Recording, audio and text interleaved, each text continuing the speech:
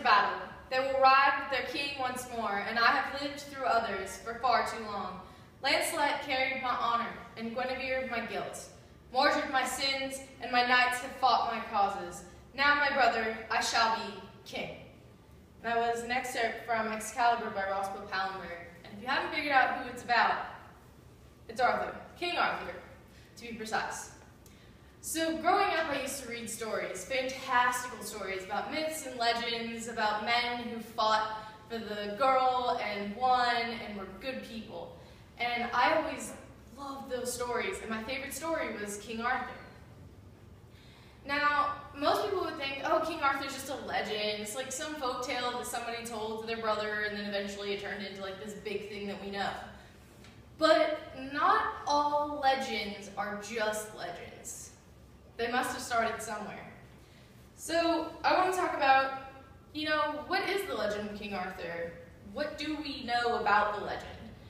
Who was the man that this legend is based off of? Was he really that great of a guy, or did he even exist? And then I want to compare the two, because, we always look at legends like these great fantastical things, but were they actually, the legend and the man, close? So to look at the legend, it began with Geoffrey of Monmouth.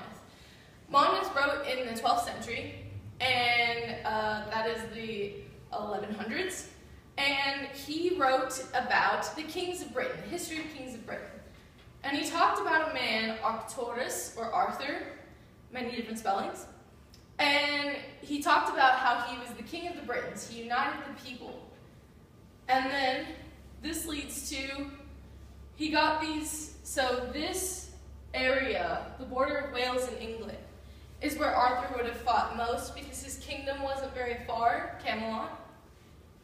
And so in these regions, you hear folk tales about a man, a king, who came through and fought for the people, not for conquering, but for saving the people, which in this time is very new, because the Romans had come in and conquered and they had fallen away, but he fought for the people.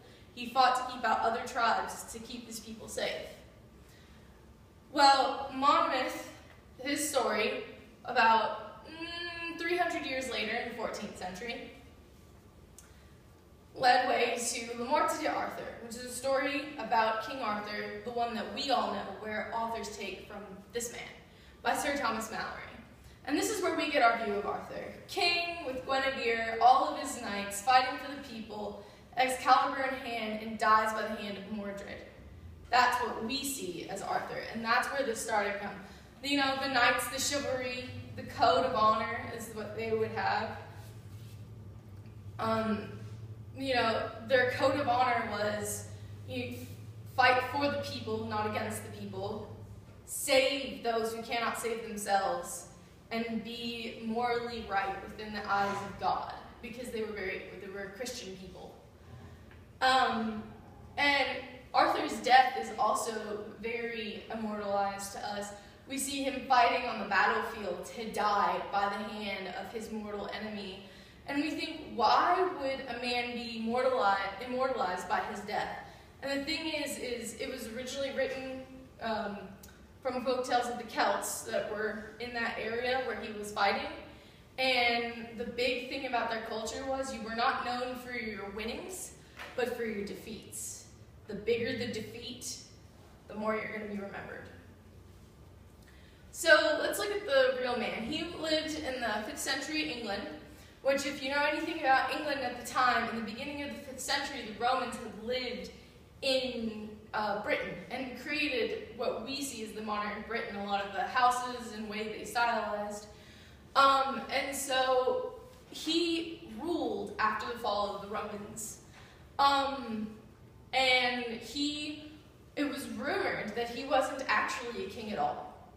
He was a duke, a Roman duke, that when the fall of Rome went away, he stole the throne and became king.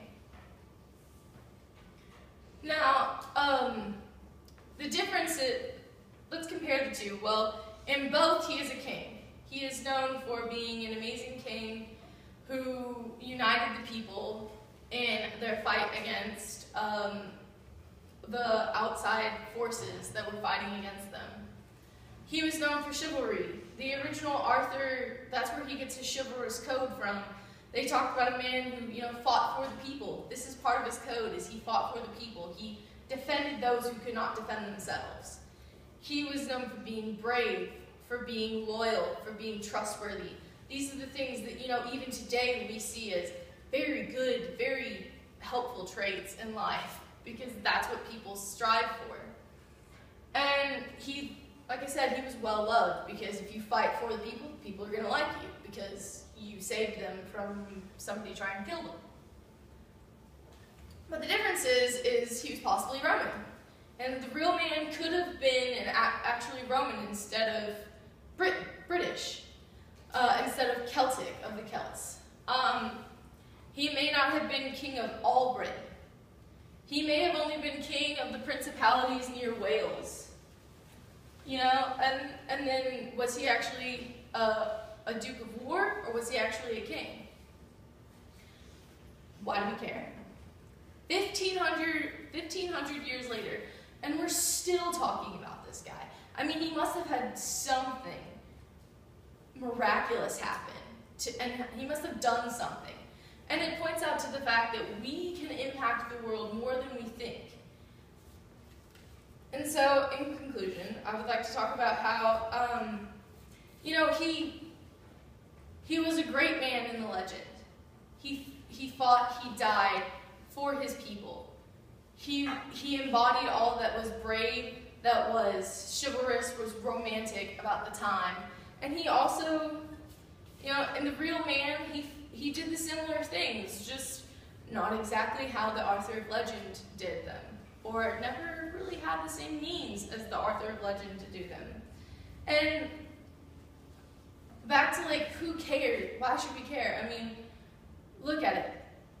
If you impact the world in some way and you die for your cause, who tells your story? And my favorite quote from one of my favorite artists, Lin-Manuel Miranda, who lives, who dies, who tells your story?